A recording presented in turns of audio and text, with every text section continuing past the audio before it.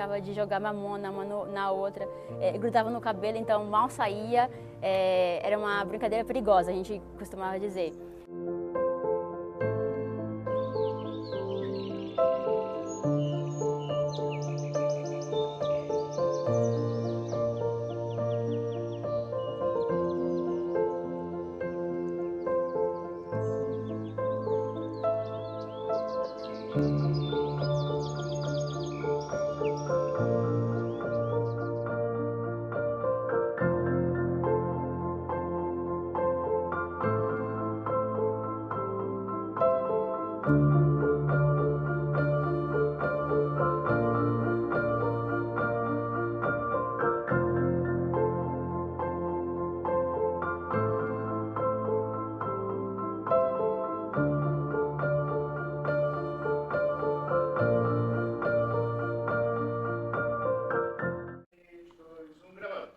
Oi, pessoal, tudo bem com vocês?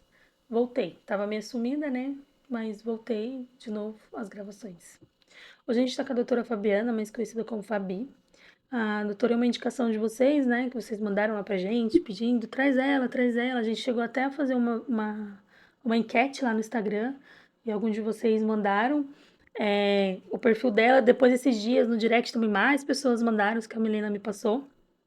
Tem uma estagiária no escritório que trabalha com a gente que também trouxe o perfil dela pedindo para participar, que a história dela é muito interessante e tudo mais, e conversando um pouco com ela nos bastidores, eu percebi que é mesmo muito interessante. Não me aprofundei muito para descobrir junto com vocês. Tudo bem? Tudo bem, Márcia, como que vai? Vai bem. Bom, meu nome é Fabiana, galera, sou advogada criminalista, tenho 30 anos, junto com a doutora Márcia hoje vou contar um pouco da minha história para vocês. Quase, doutora. Quase. Em nome de Jesus, irei passar nessa OAB. Amém. Hoje você é advogada criminalista. Sim, Você atua só na área criminal? só na área criminal. Faz tribunal de júri também ou só... Sim, júri é minha especialização, inclusive. Ah, é? Uhum. Também no júri. Hoje, quando você se olha, que você é a doutora Fabiana hoje, pra Fabiana lá de trás, como você se sente? Nossa, eu choro todos os dias, né? De felicidade. De me olhar, mas assim, é tão imperceptível que você vai levando naturalmente os dias. Depois tem algum momento assim do dia que você para e se olha. Por exemplo, eu entro dentro do meu escritório, eu vejo o meu escritório, a minha sala, aí eu entro dentro do meu apartamento, eu vejo as minhas coisas. Uma pessoa que não tinha nada, morava na rua, né?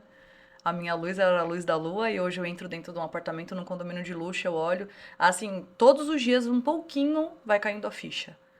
É uma sensação surreal, né? De orgulho. Eu tenho orgulho da minha pessoa.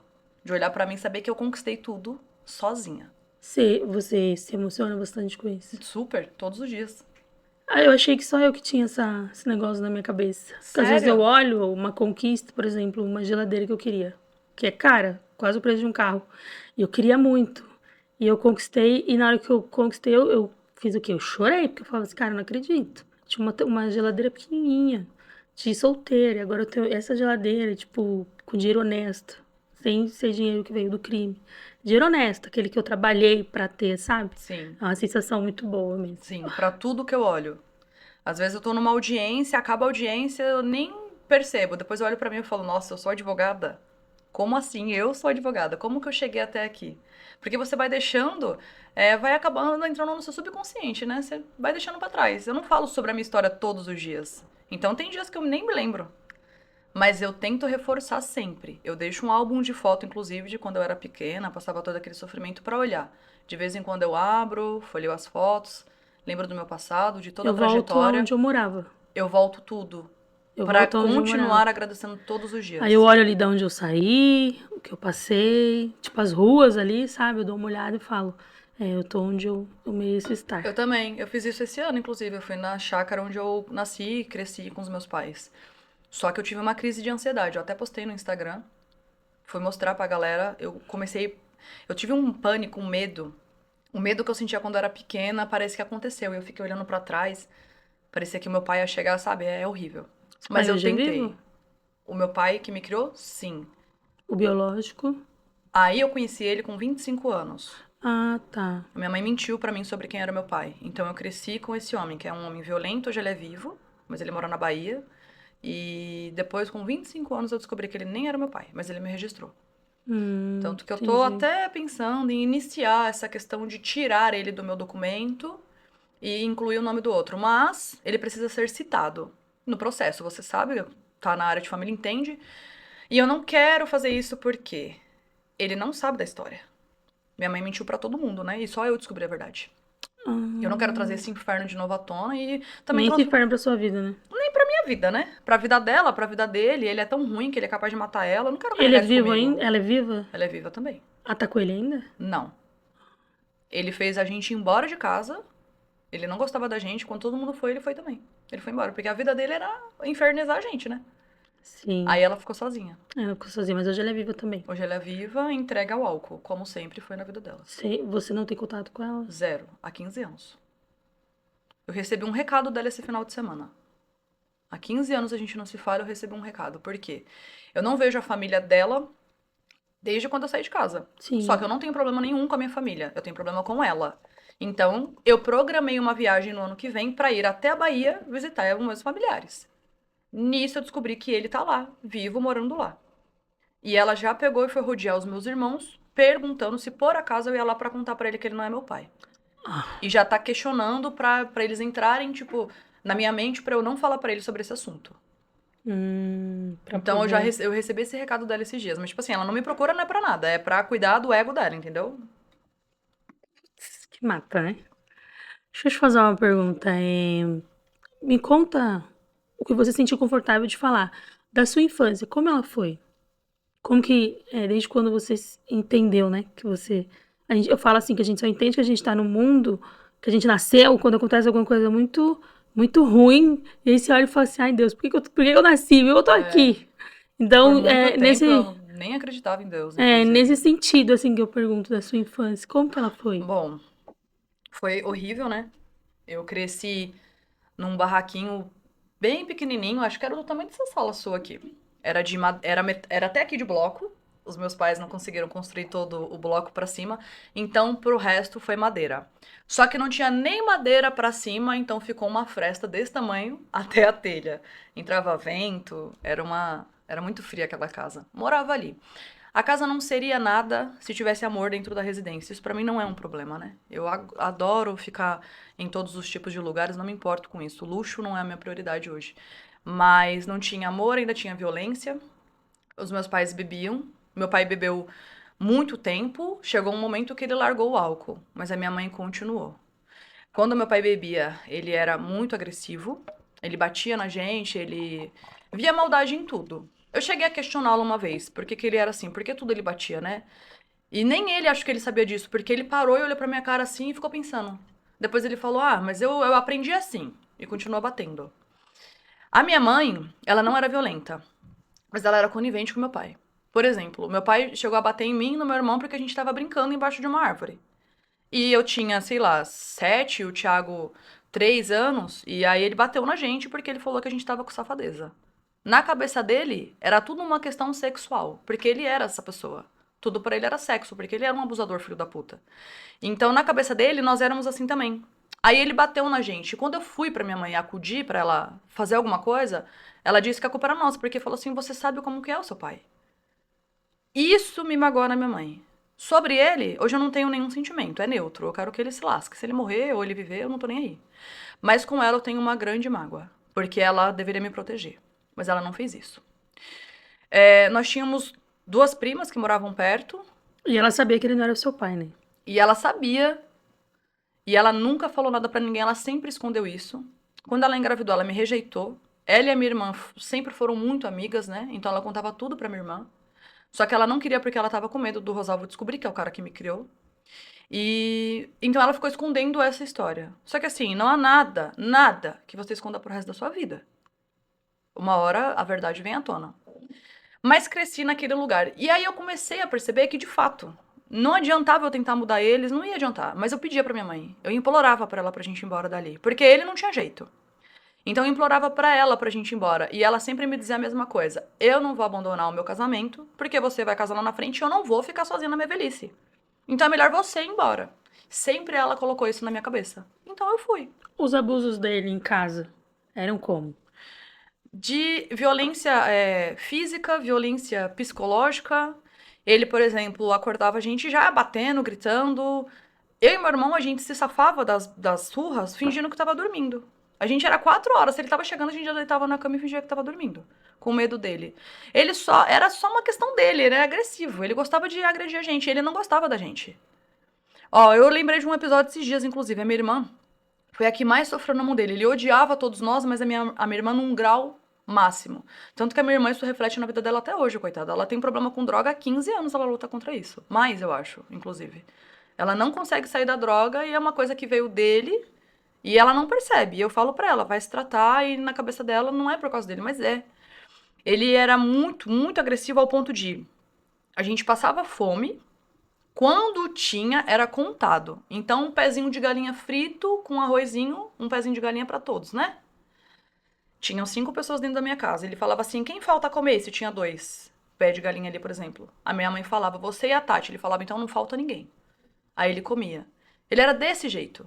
Ele ficava com raiva da gente comer, a gente tinha que comer escondido. Ele era uma peste, eu não sei o que esse homem tinha na cabeça. Mas foi isso, a minha infância foi isso. Eu lembrei de um outro episódio, eu com as minhas 2 primas, ele chamou todo mundo e ele vivia no bar. Ele levou eu, meu irmão e as minhas primas e fomos pro barzinho. E tinha aqueles baleiros antigamente que você rodava e escolhia os doces. Sim. Ele rodou e mandou as minhas primas escolher. Elas escolheram os doces dela. E quando eu e o Thiago apontou, ele falou, não, vocês não. Então, olha os marcos que eu tenho da minha família. O tempo inteiro de rejeição. É isso que eu sinto deles, é isso que eu tenho dentro de mim. A minha mãe me rejeitou quando ela preferiu um homem abusador e agressivo. O meu pai me rejeitou a vida inteira porque ele sempre disse, ele deixou claro que ele não gostava da gente, que minha mãe engravidou porque ela quis, o problema era dela. Então ele ficava dentro de casa com aquele ódio, ele batia, ele agredia, ele não queria a gente por perto. Então, eu acho que o sonho dele, a vida dele seria perfeita se a gente fosse embora. A gente foi. Só que aí acabou pra ele a felicidade, né? Porque o que ele ia fazer do casamento com a minha mãe? Ela não prestava pra ele. Ele não gostava dela, a vida dele era infernizar. Ele também Então ele foi infernizava embora ela? também. Minha mãe não podia passar um batom, minha mãe não podia. Tinha que usar roupa do jeito que ele mandava. A gente era todo mundo ali sob a ordem dele, a guarda dele. Ele era o macho alfa, ele que mandava em tudo. Então é isso que eu tenho de infância. Isso durou até que idade sua? Até os 17 anos. Quando eu não aguentei um dia e eu falei, eu queria trabalhar, eu trabalhei já, na verdade, quando eu morava lá, em um restaurante. Lá na Praça do Imbu, o restaurante chama Mamute. Eu tava trabalhando e ele do lado de fora me vigiando. Eu trabalhava, passava assim, olhava, era bem na Praça do Imbu. Ele tava atrás das árvores, das moitas, me vigiando pra ver se eu tava de fato trabalhando, porque na cabeça dele todo mundo mentia pra ele. Ele era louco a esse ponto. Então ele começou a me infernizar muito pelo trabalho. E ele queria, eu tinha que trabalhar pra ajudar dentro de casa, porque a gente passava muita necessidade. Só que como que eu poderia fazer isso sendo que ele não deixava? E aí eu levantei a voz e fui questioná-lo. E eu nunca fazia isso. Tanto que eu fui a que menos apanhou dos irmãos, porque eu ficava calada. Isso não me deixava apanhar dele, mas me adoecia por dentro. Sim. Eu vivi doente muitos anos dentro daquela casa, inclusive. Quando eu fui questioná-lo sobre isso, ele, como sempre, veio na agressão. Ele me bateu muito desse lado, eu sou praticamente surda nesse ouvido, porque ele me bateu. E ele pegou e falou assim, que se alguém na minha vida fazer alguma coisa da minha vida, então que eu fosse embora. Porque debaixo do teto dele era aquela ordem que eu teria que seguir. Ali eu tinha 17 anos. Eu falei, então tudo bem, então amanhã eu tô indo embora. Era de noite, isso. E eu peguei e falei que ali era a minha última noite. Ele falou pra mim que ele deu risada da minha cara. Eu me lembro até hoje a imagem daquele filho de uma puta. Com um cinto e com um facão na cintura, porque ele andava, a gente morava no mato, então ele andava com o facão cortando, assim, sabe? Ele com o facão me olhando e rindo da minha cara. Eu com o ouvido sangrando, toda machucada, ele falou assim, você pode ir, mas você vai ser uma drogada, você vai depender de mim, você vai precisar de mim. Você tá achando que você vai voltar aqui, eu vou te ajudar? Eu não vou te ajudar. Você vai ficar na rua, cheio de filho, drogada. Ali que eu botei na minha cabeça é a última coisa que eu tenho do meu pai, me dizendo isso, que eu ia ser drogada e cheia de filho. No dia que eu coloquei o pé na rua, eu falei assim, cara, que foi no outro dia. Eu falei, eu não vou dar o braço a torcer pra esse homem. Eu acho que foi isso que me fez ter tanta raiva, eu nunca desisti. Que eu falei, eu não posso deixar ele falar que ele tava certo. Eu não posso deixar esse cara virar pra mim e falar assim, eu não disse. Diferente da minha irmã, ele falou as mesmas coisas pra minha irmã. E ela fez o que ele falou. Ela hoje tem 3 filhos, ela não trabalha. Ela faz faxina no meu escritório de vez em quando na minha casa, eu ajudo ela da forma que eu posso. E se entregou na droga. E foi isso que ele lançou sobre a nossa vida, a maldição. Então eu sempre lutei muito para que isso de fato não acontecesse. Todas as vezes quando eu pensava em fraquejar, eu lembrava dessa voz dele falando. Quando eu fecho os olhos, eu lembro dele na minha frente, dessa mesma imagem, com o facão pendurado, com os braços assim, que ele ficava com o braço desse jeito, Eu rindo e olhando lembro. pra minha cara. A gente sempre se lembra das frases mais pesadas, né? Eu sempre me lembro também das frases que eu ouvi que eu não era nada, que eu não ia ser ninguém. Eu lembro disso, que eu ouvia muito, e a frase também que eu ouço muito, você é uma ex-presidiária. Tipo, as pessoas, elas, pra me ofender, porque elas não têm o que falar pra me ofender, elas usam essa frase. Você é uma ex-presidiária.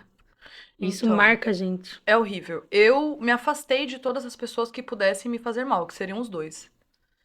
Hoje, graças a Deus, eu sou muito bem acolhida por todos. E embora todo o pesadelo que eu vivi, as pessoas não me atacam por isso, porque eu sei aonde que eu piso. A gente acabou de conversar sobre onde a gente mora e etc. E eu falei pra você, eu não tenho nem amigos no meu condomínio, porque só mora bacana. E eles não vê a gente como uma pessoa que de fato venceu. Eles vê a gente Não, como uma um pessoa que é intruso. preocupante. Entrar dentro da casa, eu vim da favela, eu vim da rua, eu sou ex-uma moradora de rua. Quem são os amigos? É, com Quem quem vai que você frequentar anda? É aqui? advogada criminalista, conhece muito ladrão, ixi. Então, eu sou vista dessa forma por eles, então eu já nem quero ficar por perto.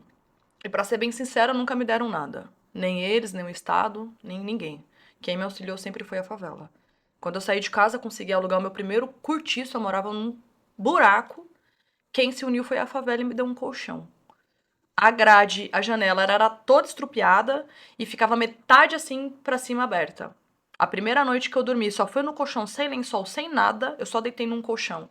E era de mola, e ele era tão velho que as molas estavam saindo, então você tinha que se encaixar onde a mola passava pra ela não enfiar na sua cabeça. Eu me encaixei e fiquei. Na parede eu bati um prego, coloquei uma sacola, que eu tinha ido, comprei pão e mortandela pra comer, eu não tinha armário. Então eu coloquei essa sacola no alto pro rato não pegar os bichos, porque era um barraco.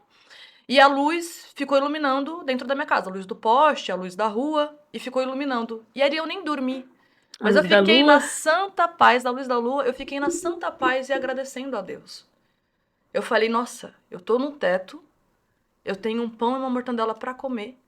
E, cara, eu não tô sofrendo nenhuma violência. Não tem gritaria, não tem álcool, não tem mais o inferno que eu vivia. Esse foi o meu melhor momento, assim, foi o melhor momento da minha vida, meu momento de paz. Por isso que eu prezei, dali pra cá, paz. Eu não gosto de gritaria, eu não gosto de barulho, eu tenho trauma disso, eu só vivi nisso. Você chegava em casa e minha mãe, ela trabalhou sempre. É ela quem trouxe tudo que a gente teve dentro de casa. Isso daí eu não posso mentir sobre ela. Então ela sempre trabalhava, já vinha do serviço com um corotezinho de pinga daqueles redondinho. Ela bebia um desse toda noite. Isso da minha adolescência pra cá, porque da infância era o litro de pinga. Só que ela foi tentando diminuir, então ela ia pro corote agora. Então ela vinha com esse corote bebendo, então já chegava, já era o inferno. Mas dela com meu Nossa. pai. Porque ele tinha amante na rua, ele não dava o valor que ela queria, só que é óbvio, como é que você vai ter um bom casamento com um homem daquele? Então ela não percebia, ela queria mudar ele a todo custo. Então, à noite a gente já sabia que ia ser o inferno. Quando eu tava deitada nesse colchão lá dentro da favela, o aluguelzinho era R$ 280, minha filha, pra você ter noção, do barraco que eu morava. Ali foi o melhor momento da minha vida. E eu sempre só agradeci a Deus. Todos os dias eu falo, obrigada, Senhor, que hoje eu estou melhor do que ontem. Todos os dias, até hoje, eu continuo falando isso. Porque não é mentira.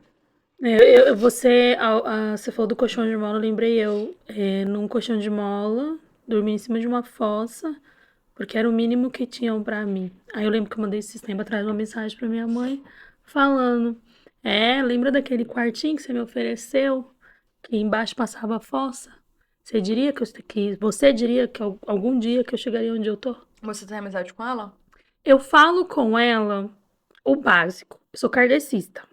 Eu acredito muito que se eu ficar nesse embate com ela, eu vou ter que ter ela de novo na minha vida. Numa outra encarnação. Então, o que eu decidi na minha cabeça? Eu me afastei deles, mas eu tenho contato, mas eu impus um limite. E eu não tinha esse limite. Apesar de tudo que me fizeram, quando eles tinham algum problema, era o meu telefone que tocava. Eu parava a minha vida para viver a vida deles, para resolver o problema de lá. Aí eu falei assim, bom, Toda vez que eles precisam de mim, eles me procuram e eu faço. Quando acontece algum problema, alguma briga, aí eu sou ex-presidiária, eu não presto, eu sou ex-cadeieira, eu sou mentirosa, eu sou bandida, eu sou tudo de ruim. Então, eu vou pôr um limite nisso. Eles vão estar lá na vida deles e eu vou estar na minha. Quando eu comecei o podcast, as pessoas falavam muito mal sobre mim. Diziam que eu vendia criança, diziam coisas assim absurdas. Teve um dia que uma pessoa próxima a mim foi na casa do patrão do meu marido, e aí lá ela ficou sabendo que eu já tinha ficado presa. Ela falou que ela veio me contar porque ela achou que tinham me contado. Falou assim: nossa, eu coloquei a vida do meu filho em risco quando eu deixei a Márcia pegar a criança no colo, só pelo fato de eu já ter ficado presa. Isso me marcou de um jeito que até hoje, quando eu lembro, mas eu me vinguei. Nossa, eu me remoo assim, sabe, por dentro, mas tudo bem. E aí eu falei, vou contar minha história. Aí eu fui contar minha história, fiz um podcast, contei minha história, viralizei, e aí fiquei conhecida na internet e, consequentemente, continuei, mas com outras histórias. E eu fui fazer esse podcast justamente por isso. Aí as pessoas começaram a me elogiar no YouTube. A minha mãe foi lá e escreveu que eu era aliciadora de homens casados com 12 anos de idade. Dos abusos que eu sofri, era tudo culpa minha. Porque é assim que ela faz. É assim que elas fazem. Exatamente. Não é E só na um época, perfil. exatamente. E na época, hoje eu sei que ela é narcisista. E na época, uma criança de 12 anos, ela não responde por si, né? E na época eu lembro dela dizer assim que a minha irmã era muito mais bonita que eu, porque que ele olhou pra mim e não pra ela. E ainda, até hoje, ele frequenta a casa dela e tudo mais, e tá tudo bem. Quando eu me envolvi com um bandido, ele falou que ia matar ele, se eu queria que ele matasse ele, pra me Já vingar. ouvi tanto isso. Exatamente, eu falei, o filho dele é juiz. O filho dele é juiz hoje. Um dia o universo vai fazer eu me encontrar com o filho dele. E no dia que eu me encontrar com o filho dele, eu vou contar pro filho dele. Você é seu pai? Ele tem um irmão. Você tem um irmão, fruto da traição do seu pai com a minha mãe. Esse irmão carrega o nome do meu pai. E o seu pai abusou de mim, de tal idade até tal idade. Eu tenho meu professor da escola, eu tenho uma amiga minha pessoal que acompanhou essa história. Se você não acreditar em mim, eu chamo eles pra conversar com você. Inclusive, o seu pai é na porta da escola, eu vou tentar me agarrar. Só que minha mãe não acreditou e isso foi me matando. Então, quando eu comecei a ver que quando tem uma briga, eles querem falar isso, eu cortei os laços. Porque a gente só mantém na nossa vida aquilo que nos faz bem. Quando eu vejo que aquela pessoa tá me fazendo mal, por conta dessa história que nós temos de abusos, de gritos e tudo mais, nos gera vários tipos de traumas, de gatilhos. E aí você acaba entrando em relacionamentos péssimos, se envolvendo com pessoas péssimas, porque você já tem na sua cabeça ali falta de várias coisas que você não teve na sua infância. Então isso acontecia muito comigo, eu era agradadora. Porque eu queria agradar, porque eu nunca tive ninguém pra me proteger, eu nunca tive nada disso. Então eu tinha que curar isso. Aí pra eu curar eu fiz isso, eu cortei o laço. Mas eu mantenho ali, como é que eu posso te dizer? Tipo assim, eu não ignorei ele de vez na minha vida, mas se me chama, eu respondo, eu converso, às vezes eu levo minha filha, vejo, eu falo, bom, eu mudei, eu não prestava, não valia nada. Isso eu reconheço e eu mudei. Então, por que eu não posso dar um voto de confiança? Segundo ela mudou. Mas eu ponho um limite. Por quê? Porque eu não quero mais que a minha vida vire um inferno, trazendo os problemas deles pra mim. Tinha uma biqueira lá da casa dela. E essa biqueira tava dando problema ali na residência. Ela queria que eu fosse falar com os rapazes da biqueira. Porque daí, nessa hora, a traficante ex-presidiária servia. Serve. E aí eu deixei ela falar. No final eu falei assim, ó, deixa eu te falar uma coisa, eu não moro aí. Esse problema não é meu. Eu não vou me meter num problema que é meu. Hoje eu tenho um nome, eu sou conhecida, eu tô entrando pro direito, eu já sou uma advogada, só falta eu tomar vergonha na cara e fazer a prova da OAB, que já tem a data certa pra eu fazer, porque quando eu decidi que agora é a hora de eu ir fazer. Falei pra ela, e eu não posso me associar a esse tipo de problema. Ele é de vocês, resolvam vocês. Ela nunca mais me falou de nenhum problema, porque ela já entendeu que acabou, essa porta foi fechada. Então eu mantenho eles bem longe, sabe? Nesse sentido, mas ainda mantenho o contato de tipo, Ah, você tá bem? Tô bem. E você? Como vocês estão? Acabou. E já não dou a liberdade de vir na minha casa, de frequentar os mesmos lugares que eu tô. Às vezes, quando ela pediu pra ir na minha formatura. E isso, sabe quando você entra em conflito com você o tempo todo? Por que que eu vou pôr ela lá na minha formatura se quando eu comecei a faculdade ela desdenhou? Uhum. Eu fico desse jeito, sabe, em conflito. Não sei se você já teve essa sensação do tipo, por que eu vou trazer esse povo pra ver eu vencer se, Eu, na né? verdade, todas as vezes quando eu olho pra minha carteira da OAB, eu fico nervosa. Porque não acho justo os dois estarem com o nome ali. Nome e Numa coisa que é sobrenome. tão importante pra mim. O nome. Consta o nome do pai e da mãe na carteira da Sim, ordem. tem. Ele é um documento nacional. E eu toda vez quando eu tenho que entregar aquela, tanto que eu uso a outra. Eu prefiro usar a outra pra não ver o nome dos dois, porque eu não acho justo. Eu queria que o direito brasileiro aceitasse tirar o nome do pai e da mãe, eu não quero saber. O Deixar nome só do o pai eu seu. posso, mas o nome da mãe eu não posso tirar. Mas não tem relação pra mim. Eu queria tirar. Incluiria o nome do meu outro pai que chegou agora, que eu nem conheço direito. Mas ele é um grande cara pra mim, ele é um cara educado, ele é um cara que ele me respeita, ele respeita as minhas escolhas. Eu tenho certeza que a minha vida seria completamente diferente com ele, mas tudo bem. Sabe o que eu fiz pra eu poder não lembrar de quem eu fui? Casei e troquei todo o meu nome. Então, Meu eu tô nome nessa era fase. Márcia Maria Pereira Quaresma da Silva. Eu troquei pra Márcia Maria da Silva Bernardes Pinheiro Góes. Por isso que eu falo que existe a Márcia Quaresma e a Márcia E a nova. Bernardes. Então, eu tô nessa fase de amadurecer essa ideia e trocar tudo. Mas o problema é que o meu pai não sabe, ele é vivo, então ele teria que ser citado no processo. Isso seria um grande problema na vida dela, porque ia ser um inferno. Ia ser um inferno pra mim Hoje, reviver tudo isso. não, Então, hoje você consegue tirar o. não, ele é vivo, ele precisa contestar a ação. Ele vai ter que vir. Por que que eu vou tirar o nome dele, entendeu? É, Eu poderia só incluir o até outro pra. como sócio afetivo, mas não é justo, É, porque ele não é meu exatamente. sócio afetivo, ele é meu pai biológico. O DNA já resolve isso daí. Sim, eu já tenho DNA. Só que eu já tenho um pai biológico no documento. Então, e com o DNA não. Com o DNA não consegue, tipo. Ele entra, o meu novo pai entra, mas o Pra ter velho não ciência. sai. É. O velho não sai. Eu não tenho necessidade de incluir um novo se eu não for tirar o outro. É. Eu quero tirar o outro. Certo. Ainda quero brigar com o Estado pra tirar o da mãe. Ainda vou discutir naquele STF pra discutir, para retirar, porque eu não acho justo. Outra coisa que eu gostaria de discutir de direito de família é dispor de 50%, dispor de 100% do meu patrimônio eu não posso. Tem que deixar 50% do meu patrimônio. O que eu vejo, eu estou caminhando. Ou adota Graças um a filho. Deus. Eu não tenho filhos e não quero filhos. Aí eu morro amanhã, vem meu pai e minha mãe pela sucessão hereditária 50%. e fica com as minhas coisas. Isso não é justo. Eu cheguei a discutir por causa disso. Então, eu penso nisso. Hoje eu não tenho nada, cara, mas eu tô caminhando. Eu sei que eu vou chegar lá. Esse ponto que você falou sobre o kardecismo, eu já ouvi isso. Eu ouvi na igreja, falei, não quero essa palavra. Eu fui numa mesa branca procurar, eu falei, eu não quero. Cheguei lá, me falaram a mesma coisa. Olha ali, só livro kardecista. Então, Naquela quando me ponta ali. falaram isso, Eu estudo muito. eu peguei e falei assim, pra mim não tem problema, eu vou voltar em outra vida. Mas eu não tô madura nesse momento pra perdoar, pra manter contato, não quero. Pode vir em outra vida, não sei, depois eu Aí vejo. eu fico muito Ai, falando não isso. quero. Não, eu vou perdoar nessa vida. Porque eu não quero saber de na próxima esse povo tá junto comigo. Eu fico desse jeito. Eu não consigo ter nenhuma relação, me adoece. É uma relação que me adoece. Se chegar perto de mim, isso me faz muito mal. Ele não. Você faz tratamento psicológico? Faço terapia. Faz Com terapia? isso, eu entendi tudo que eu fazia de reflexo na minha vida. Rejeições eu nunca aceitei.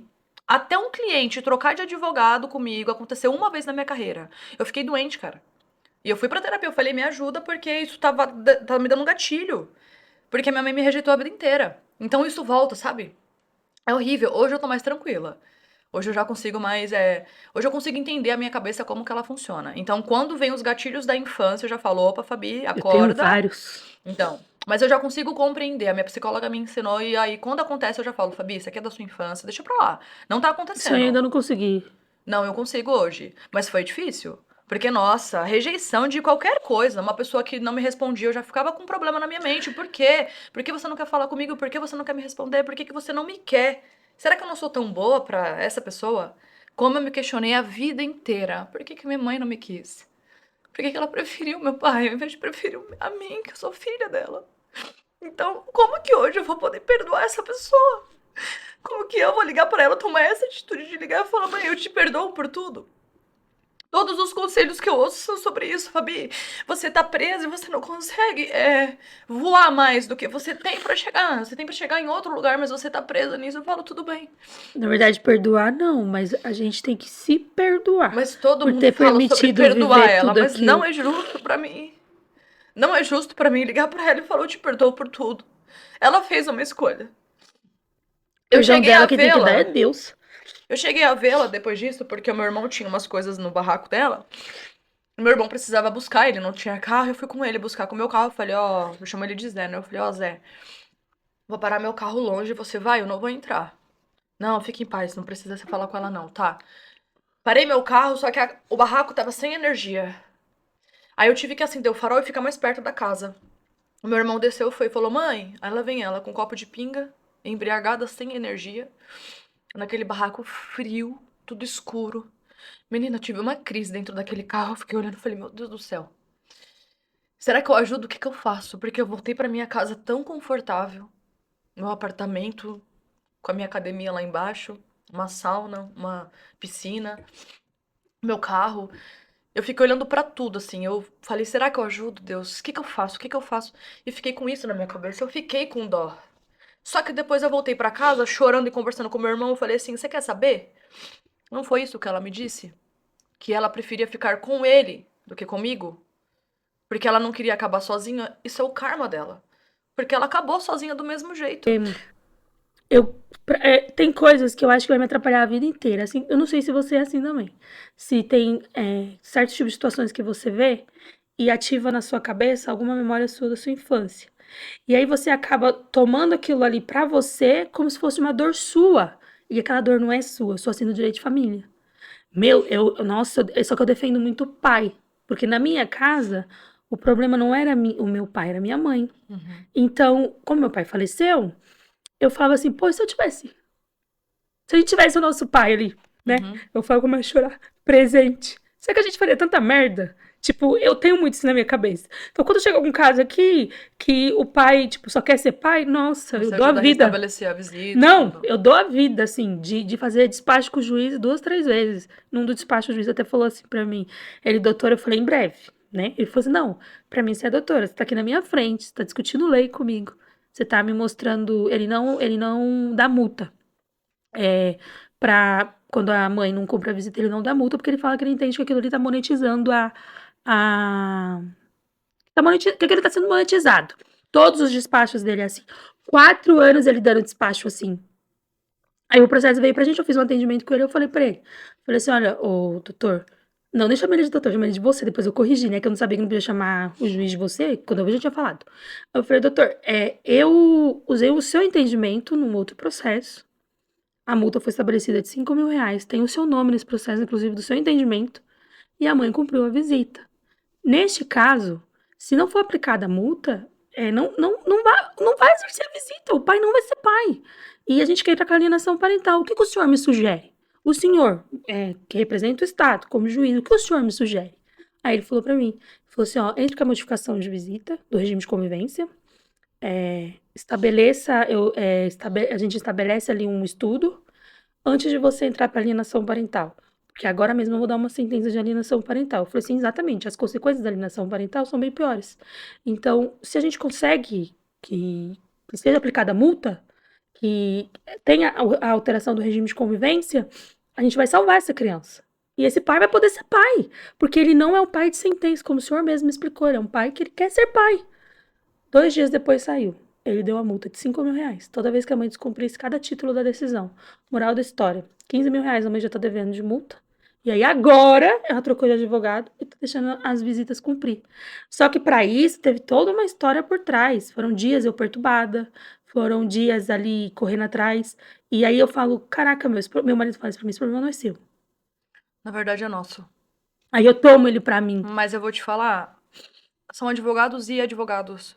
E parabéns por isso, porque eu já ouvi, por lutar tanto e brigar com o promotor de levantar e discutir cara a cara, um amigo dizer, você tem que fazer, Fabi, arroz com feijão. Para com isso. Eu falei, não, arroz com feijão aqui não.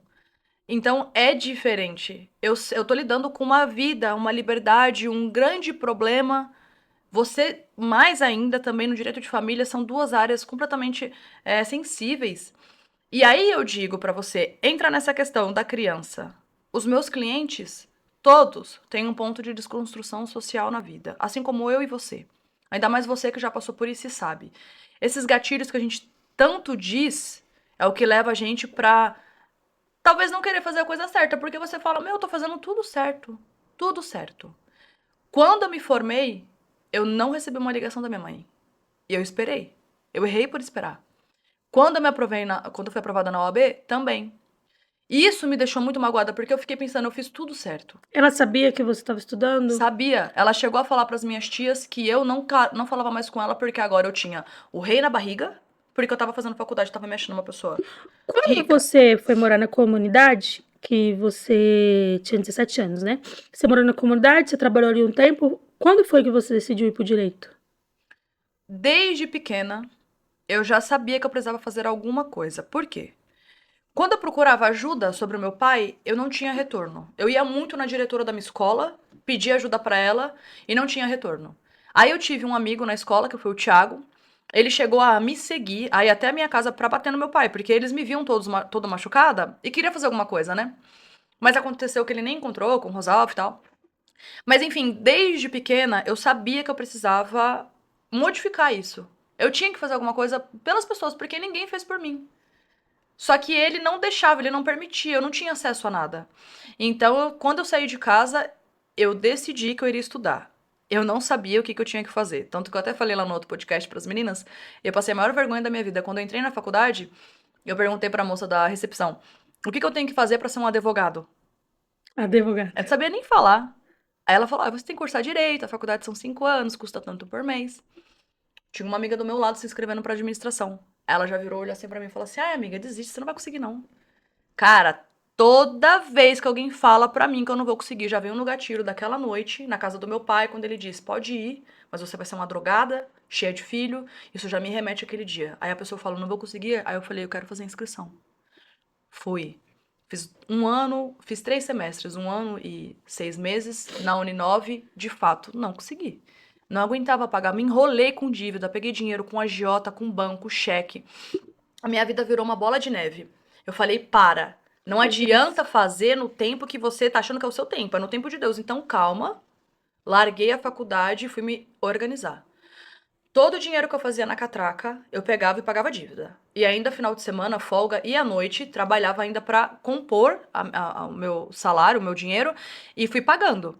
Quando eu me livrei de todas as dívidas, eu voltei pra faculdade. Falei: agora calma e vamos aprender finanças, porque você também não aprendeu sobre isso.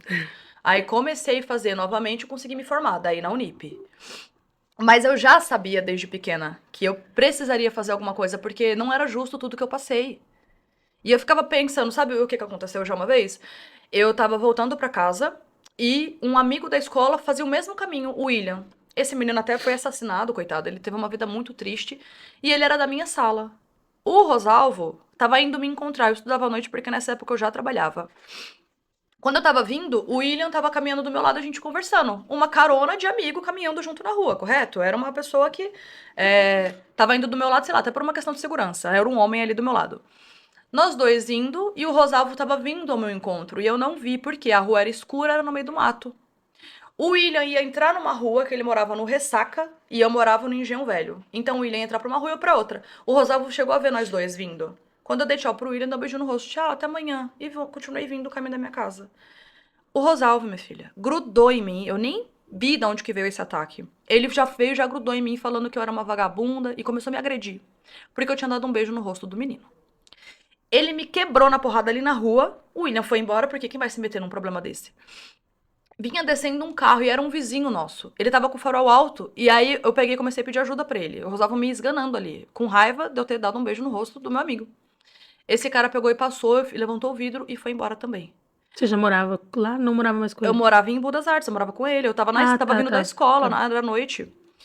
E ali, então, eu percebi, eu falei: cara, o William, tudo bem, eu não poderia cobrar dele voltar, porque ele era uma criança também, a gente era adolescente, uns 14 anos, 15 anos, sei lá. Eu não poderia cobrar dele voltar pra me ajudar, mas aquele vizinho, sim. Então eu percebi que ninguém ia se meter no meu problema. Mas eu não poderia fazer isso com as pessoas, cara. Eu tinha que, de alguma forma, fazer isso. Aí o ponto que eu ia entrar, Tudo bem, eu não estou atuando na vida de uma criança. Eu tô com um adulto, velho barbado, esse cara tem 30 e poucos anos, ladrão que eu advogo, traficante. Mas de alguma forma tem uma criança ali dentro. De alguma forma tem uma pessoa que também passou pelo que eu passei. Por quê? Márcia, eu não tenho nenhum cliente que tenha tido uma vida de comercial de margarina. Que tenha tido um pai presente, uma mãe boa. Toda a família foi de destruição, droga, assassinato, miséria, fome, desgraça. Não tem um que tenha uma boa vida. Então, alguma forma, eles são como eu quando eu era pequena. Só que eles não tiveram a força que eu tive e a raiva de mostrar pro meu pai que eu não seria o que ele me disse. Pra eles já foram mais fácil se entregar pro crime. Então, de alguma forma, eu faço. Pela criança deles. Inclusive, eu até vi, e achei tão engraçado, que eu vi um vídeo de um adulto, um velho, sendo preso, e as pessoas comentando e rindo, e foda-se, bandido tem que morrer, e toma tiro, e eles gostam. E a cadeia super lotada, e eles acham lindo. Mas eu também vi um vídeo no Instagram de uma criança no meio dos escombros, em cima de um entulho, uma sujeira, um lixão onde ela morava, e ela tava catando alguma coisa pra comer naquele momento, e aí veio uma reportagem. Foi fazer reportagem no local e viu aquela criança. E esse menino já tava catando as coisas, mas ele era um menino, sei lá, de uns 9 anos que já tinha tatuagem. Em um linguajar completamente ofensivo, agressivo. Eu vi uma cena paulista. Então, e aí as pessoas comentando, coitada dessa alma perdida, coitada dessa criança. Eu falei assim, cara, vocês são tão hipócritas que vocês conseguem olhar quando ela é a criança e vocês terem dó da situação.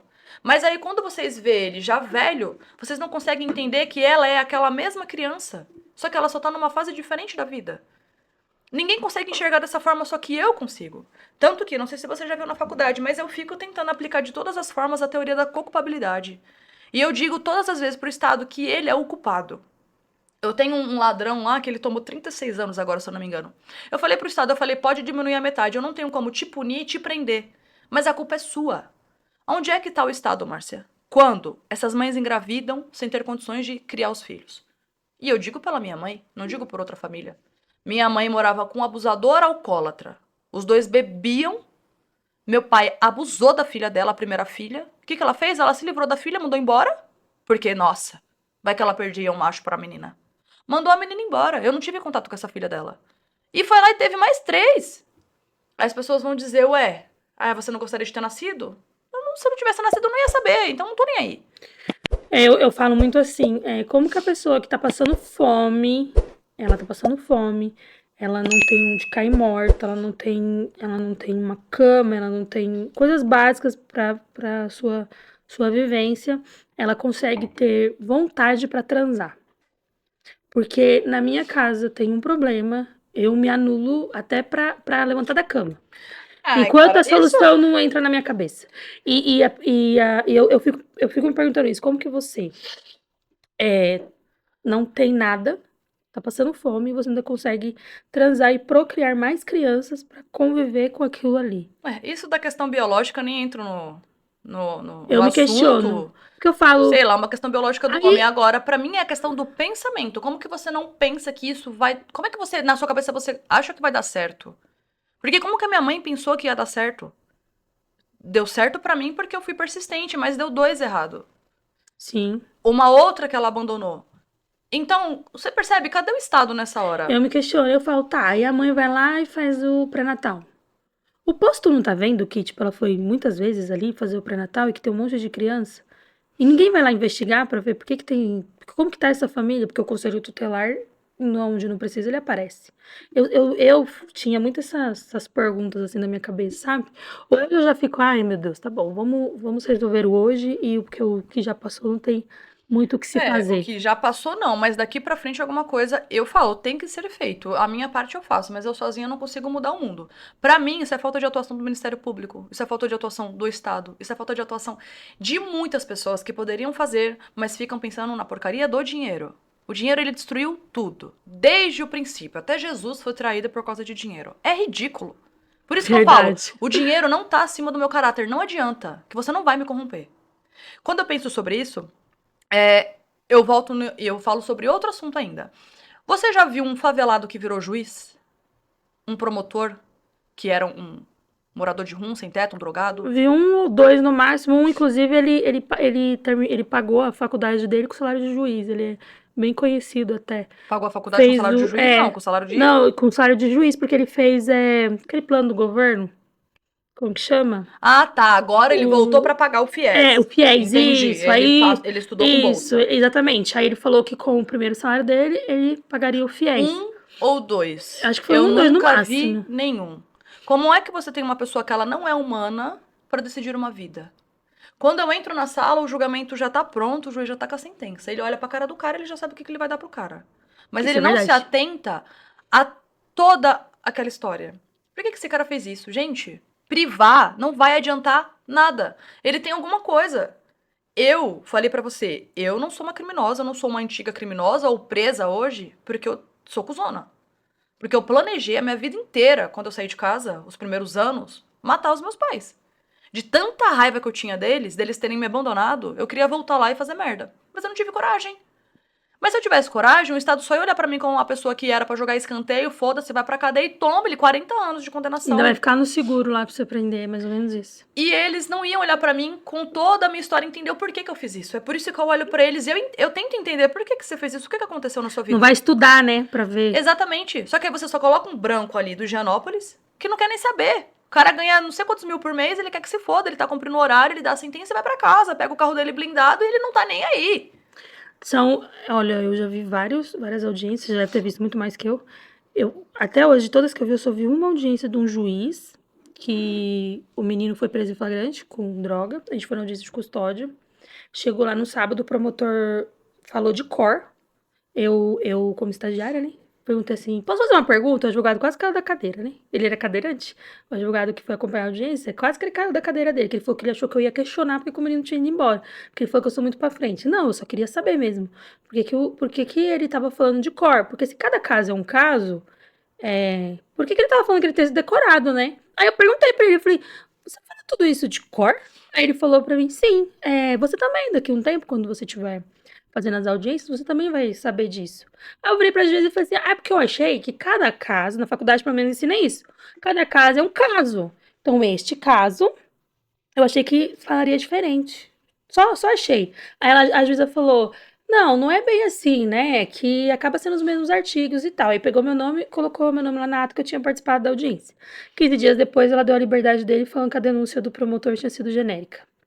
3 meses depois, a doutora Jaqueline pediu a câmera do policial militar. Do policial militar, no meio da audiência ali rolando, ouviu o policial, quando ouviu outra policial já achou meio estranho, porque cada um falou uma coisa, insistiu pra ver as câmeras, o promotor gritou assim, não, nem precisa, eu vou pedir a absolvição dele, que essa história tá muito mal contada, olha aí, olha ele dizendo, mandando o cara assumir, ele tá mandando o cara assumir, não é o cara que assumiu.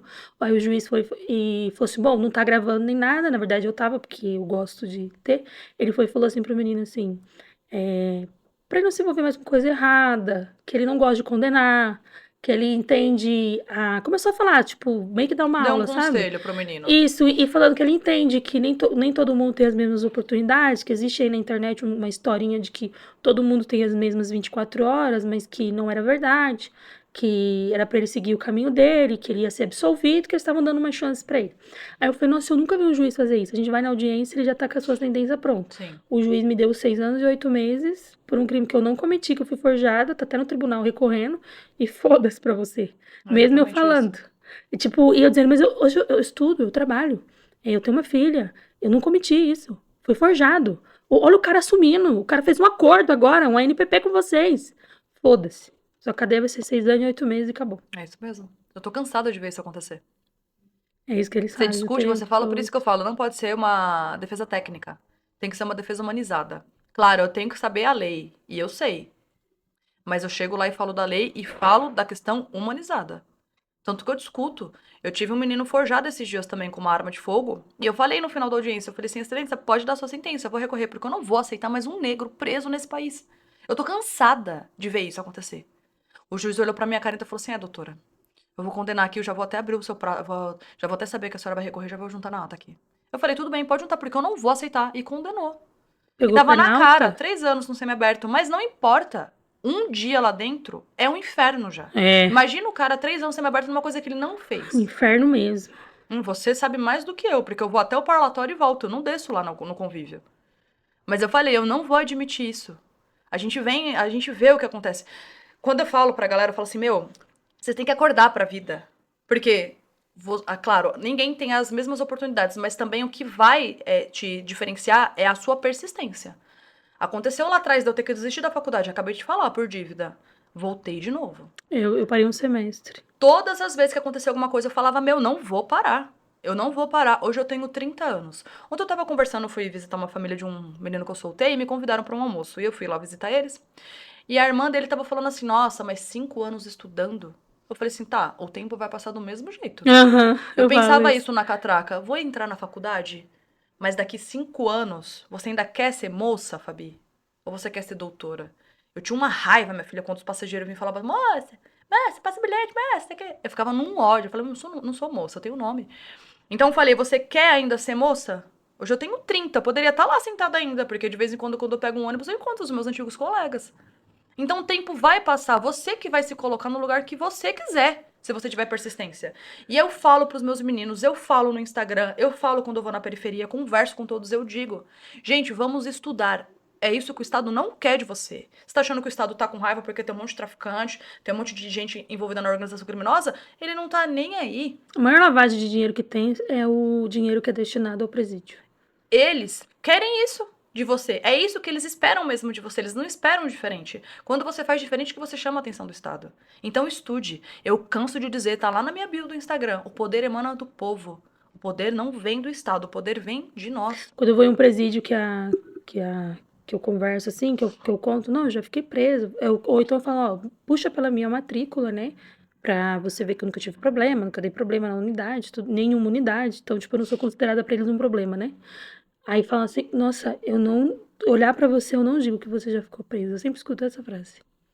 Olhar pra você, eu não digo que você já ficou preso. Talvez isso seja uma imagem de que todos voltam pro crime, né? Maioria. Tanto todos os estudantes de direito me perguntam, ai, nossa, eu vou fazer meu TCC, o que eu escrevo? Eu falo, cara, escreve sobre ressocialização. É um assunto que você não para de discutir nunca na sua carreira, nunca. Primeiro que pra mim o carceramento não resolve nada. Você só sai muito pior do que você entrou. E você tem que diferenciar aquelas pessoas que estão lá dentro, você não diferencia. Você não faz um trabalho humanizado pra você entender por que você fez isso. O Estado, ele é tão burro pra mim, Márcia, que ele pensa assim, ah, nossa, Márcia traficou, vou botar ela ali, ó, de castigo. 6 anos, vamos ver se agora ela aprende. Você só vai sair com mais raiva. O que você teve lá dentro? Você teve uma educação? Você teve palestra motivacional? Você teve uma pessoa que sentou com você e contou a história e falou assim, meu, eu fiz diferente. Eu sou uma pessoa que foi ressocializada, eu vim aqui hoje pra falar com você. Você não tem isso. De vez em quando entra um pastor pra dar a palavra, mas é com muita burocracia. Não, todo sábado, lá na minha época, eu fiquei presa em 2018, a última vez que eu passei pela cadeia, graças a Deus. E todo sábado, antigamente, ia várias religiões. E a católica, a kardecista entrava, menos a Umbanda e o Candomblé, que não era permitido, mas as outras eram. E aí eles levavam ali, mas alguns levam mais no sentido... você tá passando por isso, você tem que ser castigado por uma coisa melhor. Já tem aquelas religiões que não entram muito nesse assunto, sabe? Esse negócio que você falou de entrar lá alguém e falar, mas pura verdade. Eu fui fazer um atendimento da penitenciária de Santana, que a minha amiga que ficou presa comigo ainda tá lá, a cadeia dela é muito alta. Sumiram com a remissão dela, fizeram um inferno na vida dela. Ela tava na mão da defensoria pública. Aí eu falei, eu vou pegar esse processo com outros advogados, né? Porque eu não tenho autonomia pra pegar. E vamos ver se eu consigo resolver a vida dela. De fato, dá pra resolver. Fui lá. Aí a doutora Tássia, que ela apresenta aqui também alguns episódios, ela tava comigo, ela chamou uma cliente dela. Essa cliente, desde quando ela entrou na cadeia, ela só toma falta. E o pai dela mora na Bahia. O pai dela paga os honorários pra Tássia, mas parou de pagar porque falou que tá vendo que a filha dele nunca vai sair da cadeia porque ela tá sempre arrumando um problema. Aí a Tássia chamou a atenção dela, falou, cara, para de arrumar problema. Porque você precisa arrumar um emprego, você precisa ajudar o seu pai, a sua sentença é muito alta. Eu vi que o laudo da vítima foi inconclusivo, então eu consigo te ajudar para pelo menos diminuir a sua pena de homicídio para outra coisa lá que eu não lembro agora. E ela falou assim, tá bom, não sei o que. Eu falei, deixa eu falar com ela. Eu peguei o interfone e falei pra ela, né? Eu falei assim, olha, você tá me vendo aqui? Você viu que acabou de sair daqui umas meninas? Uma delas é minha amiga Antônia. Ela mora num par, você pode perguntar pra ela. Eu saí daqui de dentro. Eu usava esse mesmo uniforme que você, eu fiz atendimento igualzinho você tá aqui. Eu desse lado e o advogado desse lado aqui. Eu virei pro advogado e falei pra ele, quando eu sair daqui eu vou estudar direito. Ele falou, vou você estudar direito mesmo pra parar de fazer coisa errada. Ele zombou na minha cara. Ele me roubou, levou meu carro embora, mentiu pra minha família e abandonou o meu caso. Eu sozinha daqui de dentro tive que ficar escrevendo carta pra juiz. Falei pra ele, não é conversa fiada, eu tenho que comprovar. E a juíza comigo foi respondendo até que eu saí daqui com as cartas que eu fiz. Não foi a defensoria pública, não foi nenhum advogado, isso é só olhando meu processo. Falei pra ela, o dia lá fora, o sol lá fora tá lindo. Falei pra ela, o dia tá maravilhoso, eu vou sair daqui, eu vou no shopping. Não desista da sua vida. Falei pra ela, aí ela começou a chorar e falou assim, é que eu não vejo que eu vou sair mais daqui, eu não vejo mais nada pra quando eu sair daqui. Aí eu falei, Petra, você tá enganada. Porque quando você sair daqui, se você quiser, você consegue mudar essa crença que você tem de que sua vida acabou. Eu saí daqui e eu tinha essa mesma ideia que você. A minha matrícula começa com 400, para você ter ideia. A sua deve ser 1 milhão. A minha começa com 400, para você ter noção. O ano que eu entrei no presídio, que era completamente diferente do que é hoje. Falei pra ela. Então, toda vez que você arruma uma briga aqui dentro, que você arruma uma sindicância, você atrasa todo o seu processo. E a sua liberdade fica mais distante ainda. Olha o sol que tá lá fora. Imagina você dar uma volta no parque, ter o seu direito de ir e vir, sem ninguém ficar mandando você colocar a mão pra trás, colocar a camiseta branca dentro da calça bege, porque você tem que andar na frente deles, você tem que estar muito bem vestida. Falei pra ela. E ela chorava, chorava. E eu sempre falo isso. Será que se você entra no presídio e mostra um caso ali, né? Ou vários casos de pessoas que mudaram de vida, será que isso não vai influenciar na Influencia. vida de quem tá lá dentro? Eu tenho 2 que largaram crime. Beleza, de 200 clientes, mas não importa. Já é um número. Claro. E um ainda, ele conversa comigo todos os dias. Ele fala, meu, tá difícil. Tá difícil. Eu roubava era 60 mil numa semana. Agora ele ganha, sei lá, R$1.500 por mês. Eu falei, tudo bem. Vai caminhando, você tá com a sua liberdade restabelecida.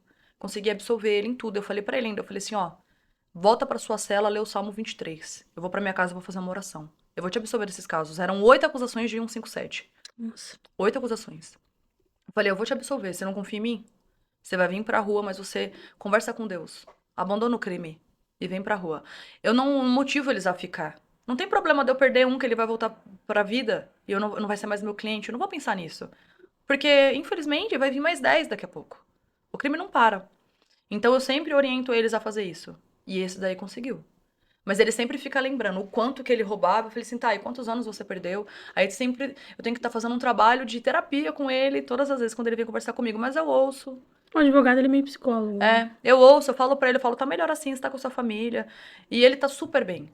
E eu falo, você precisa ter essa conversa. Não adianta, você é técnico, senta lá, fala de lei, fala de pena, o cara não entende porra nenhuma de lei. Você só fala sobre isso, de honorários e vai embora. Eu falo até agir. Então, eu converso com ele da forma que ele vai me entender.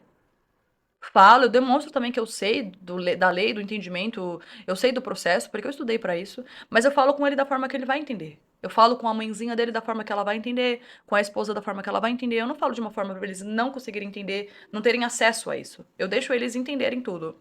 Tem E quanto faço tempo que você advoga? 2 anos. Dois E anos. até eu me espantei, porque eu fui olhar na minha carteira da ordem esses dias, que eu pensei que eu tinha 4 anos de ordem. Eu tenho 2 anos de OAB. 2 anos. Vou fazer 3 anos agora em abril. Nossa, 2 Praticamente anos. 3 anos, então. É, Mas até eu me praticamente. assustei quando eu pensei que eu já advogava há muitos anos. Eu falei, ué, Você chegou a fazer estágio nesse período? fiz. Quando eu saí da catraca, eu fiz um acordo com a empresa pra me mandar embora eu receber seguro até eu conseguir um estágio. No outro mês eu já estava estagiando. Eu fui estagiar no Tribunal de Justiça junto com o juiz, Carlos Gavira. Ali eu comecei a entender o que era o direito, de fato, porque a faculdade não te ensina. Não. Mas aí esse juiz, ele me ajudou muito. Me ensinou a falar, me ensinou a escrever. Eu era uma analfabeta, né? Eu saí de casa, não sabia de nada. Às Meu pai vezes. sempre dizia que os estudos não iam me levar a lugar nenhum, então Ai, eu meu não, Deus. não me incentivava a A estudar. gente parece muito a história. Eu sempre ouvi isso. Você é burro, você não sabe ler nem escrever. É, mas esse juiz não, ele falava de uma forma carinhosa. Ele me corrigia assim, a gente tava na audiência, eu escrevendo a ata. Ele olhava o erro assim, ele fazia assim pras partes, aí ele pegava um papel e colocava a minha palavra errada e um X e a palavra certa. Aí colocava o papel do meu lado. Todas as minhas palavras ele corrigia assim e ainda fazia assim, sorrindo pra mim. Ele me corrigia de uma forma carinhosa, eu não tinha vergonha de errar com ele. Então eu conseguia aprender muito. Não era uma pessoa que gritava comigo. Eu tinha Atitude medo, né? nobre a Porque dele, né? é demais. Esse cara, ele é fera, meu. Ele é... Eu acompanho ele ainda assim hoje de longe. Hoje ele tá na execução criminal. Meus processos não podem cair com ele, né? A gente tem uma amizade assim, no mundo virtual, de vez em quando a gente se fala. Mas eu adorei ficar com ele. Depois eu saí, fui pra um escritório. O tribunal tem prazo, né?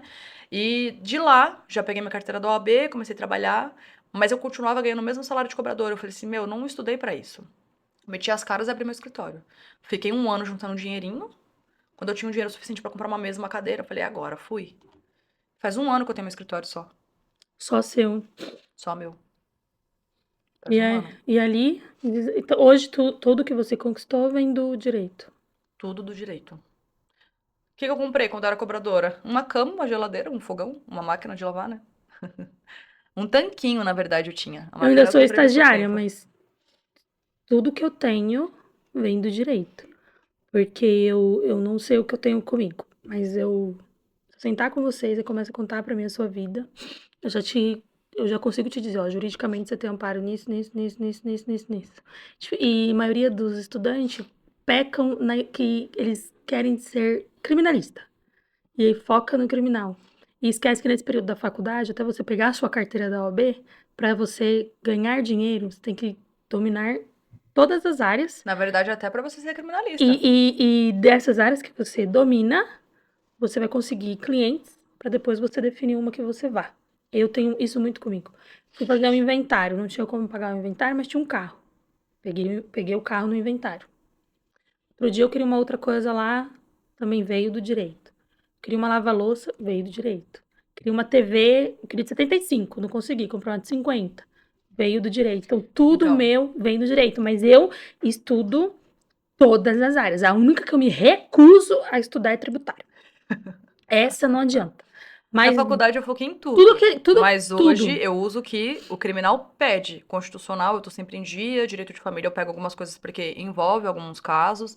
Ai, E eu o amo direito de criminal família. é todo dia. O criminal é todo dia, é lei, é entendimento, eu tô todo dia antenada em todos os assuntos. A psicóloga fala que o Mas direito de família é a minha cura pra tudo que eu passei, ela fala.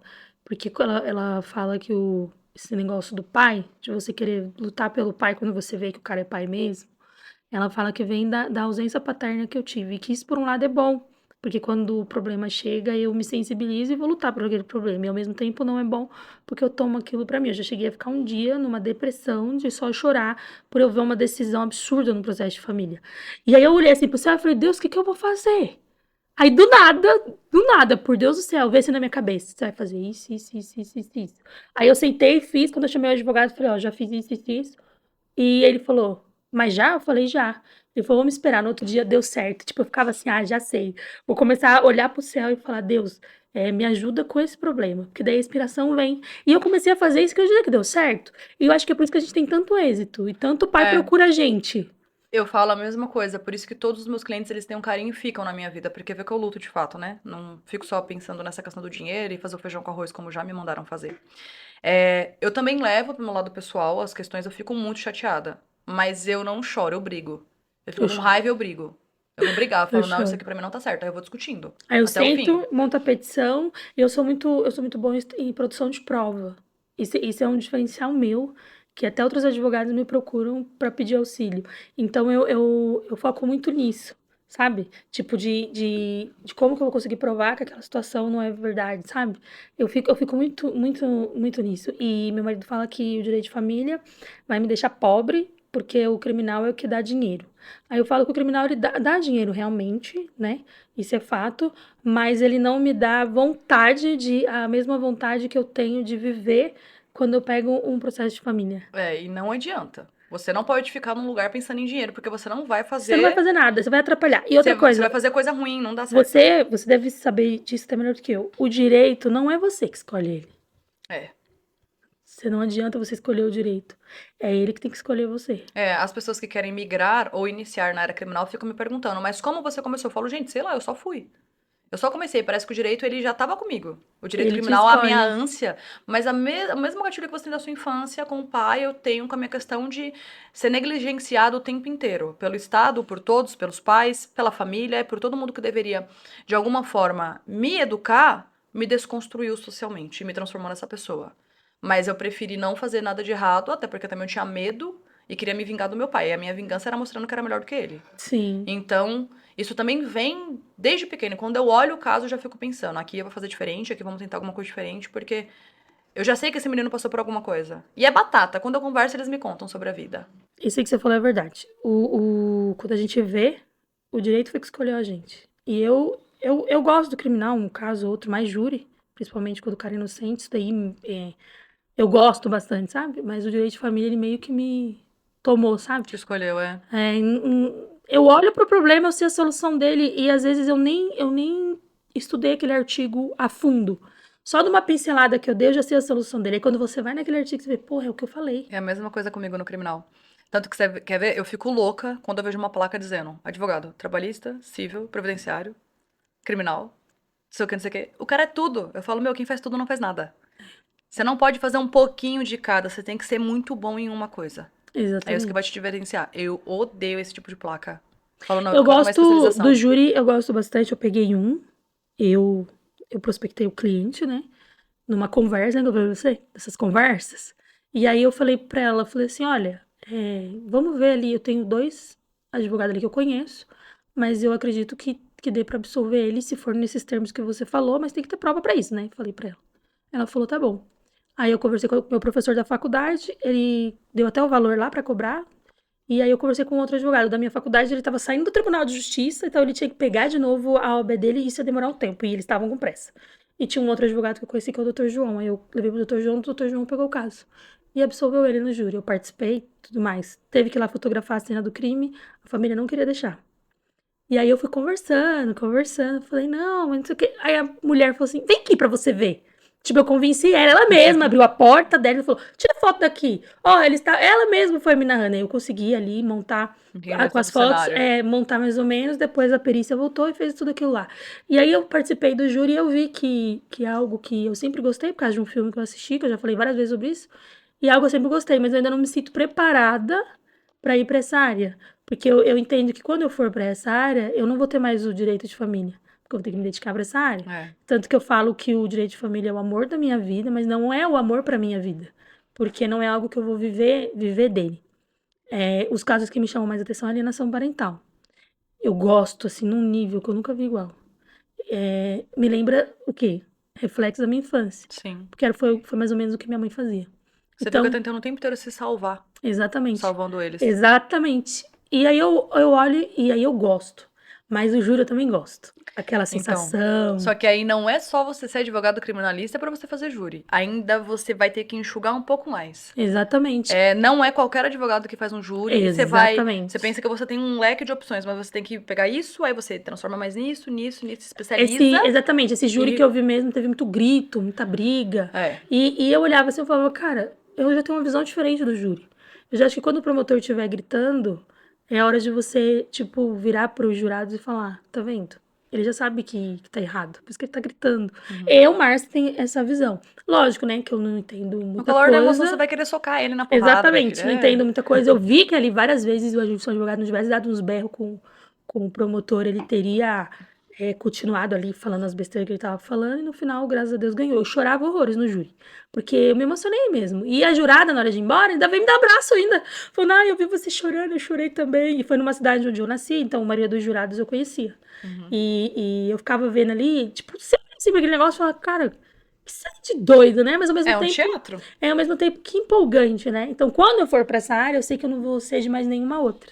Eu falo que quando eu for pro júri, não vai ter ninguém. Porque eu sei que eu sou persuasiva e eu sou muito boa. Quando eu quero fazer algo, você tem o mesmo gatilho que eu. Tudo que falam assim, você não vai conseguir fazer isso. Eu vou lá e faço pra provar pra mim mesma. Eu consegui, ninguém vai me limitar a nada. Exatamente, a minha vida inteira foi uma aprovação pro meu pai do que ele disse pra mim. Isso que mais que bom, né?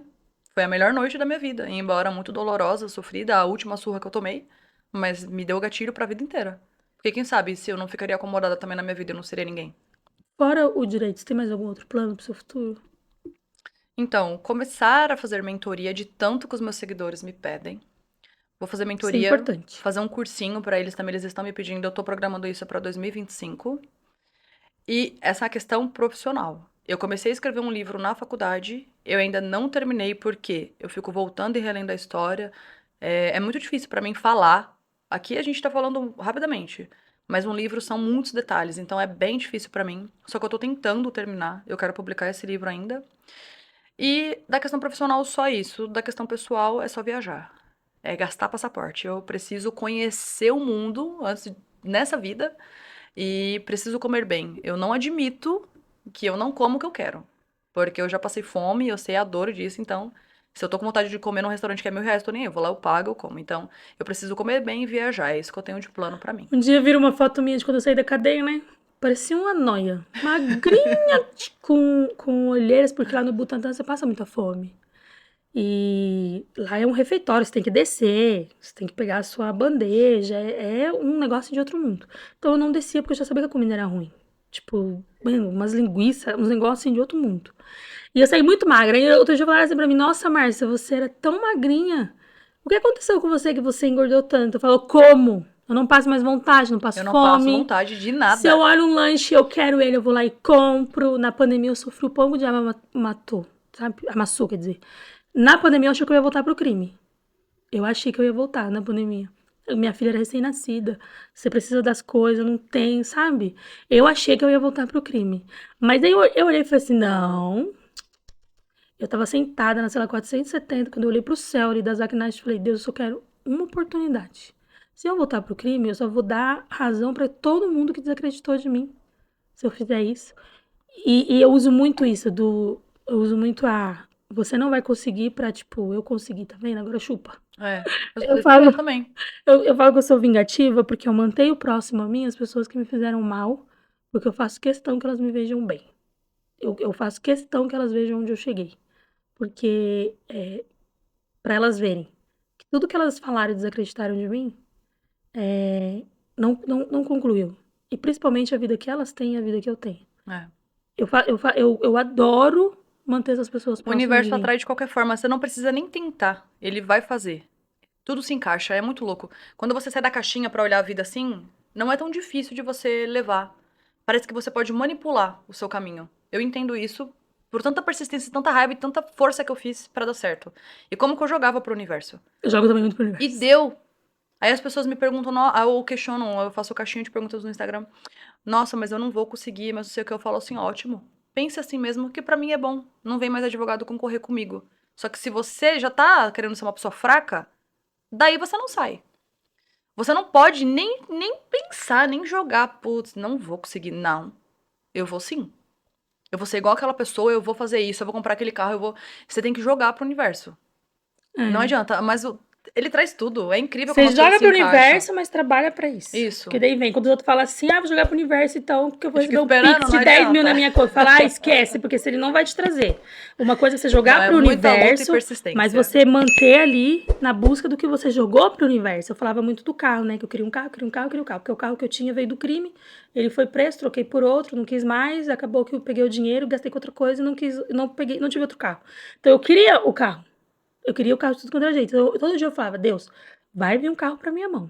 Vai vir um carro, vai vir um carro. Do nada veio, olha, tem isso pra inventariar, tem tanto de dinheiro, o valor que daria de dinheiro seria do carro. Mas e se não tiver aquele valor todo nas contas que nem ela deduz, então eu vou pegar o carro que já é mais garantido. Pronto, já tenho o meu carro. Uhum. E assim vai indo pra tudo que eu quero, seja o meu celular, seja essa sala, seja o podcast, seja tudo. Eu jogo pro universo e falo, toma conta. Eu também. A Faço sala uma mesmo. oração e vou. Exatamente, a sala mesmo. Eu lembro que eu vim aqui, olhei e falei assim: eu não tenho condições de alugar isso aqui. Nesse prédio, nessa aqui, eu não tenho condições. Aí meu marido falou: você tem que ir. Se você não for, o negócio não vai andar. É. Não sei se, talvez seja mais ou menos como o do seu escritório que você queria.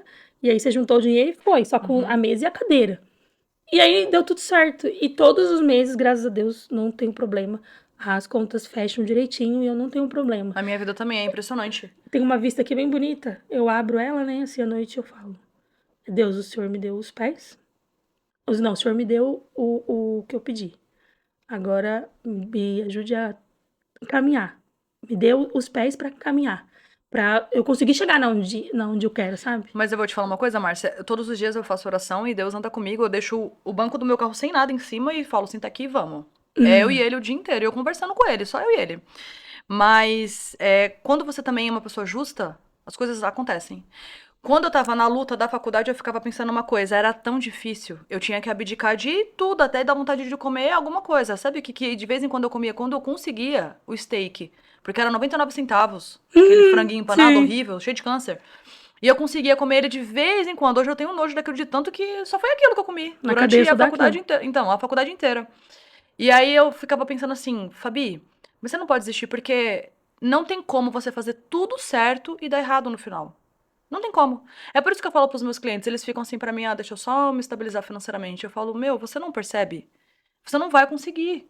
Infelizmente, você não vai conseguir, o seu dinheiro vai ser todo meu, ou de outro advogado, ou sei lá, de outras pessoas. Alguma coisa vai te tomar. Não tem como você fazer as coisas errado e lá na frente dar certo, mas se você fazer tudo certo, pode esperar. Eu ficava nessa ânsia, porque eu queria logo. Eu queria logo sair dali, eu queria logo sair daquela empresa, da catraca, eu queria logo ser advogada, eu queria logo comer bem, eu queria ter condições. Mas eu falava, muita calma. É um passinho bem pequenininho de cada vez, mas tudo bem. O tempo tá passando, a gente tá caminhando, você tá fazendo tudo certo. Não se preocupe. Então, tudo isso, até da sua questão de uma pessoa honesta, uma pessoa justa, uma pessoa que tem um coração bom. Não adianta eu ficar fingindo que eu sou uma pessoa boa e tô com meu coração amargurado falando, ai, que raiva daquela pessoa, ai, que não sei o quê.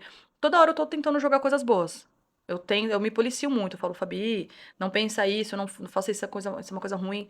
Então você tem que ser uma pessoa boa, justa, não adianta. Eu tenho a falar assim, ai, Deus vai me castigar se eu fizer isso aqui. Meu marido fala, nossa, mas... Márcia, eu falo, mas é verdade. Eu sou É, temente a Deus e acabou. eu Essa é também, a minha crença e foda-se o eu que os outros também. pensam. Sou temente a Porque Cristo. eu sei que tudo que eu pedi, ele me deu. Eu também. Então eu sei da minha conexão com ele, eu sei das vezes que eu tava destruída, machucada, porque eu tinha tomado uma surra da minha mãe ou do meu pai, ou eu tinha sido humilhada e ele veio lá e falou assim: não, vem cá, dá aqui sua mão que eu vou te ajudar. Então, só a gente sabe da Só a nossa gente sabe do conexão. nosso íntimo, de todas as palavras que eu ouvi de Deus. Não só dentro da igreja, mas dentro de um ônibus, na rua, uma pessoa me parar na rua e falar comigo.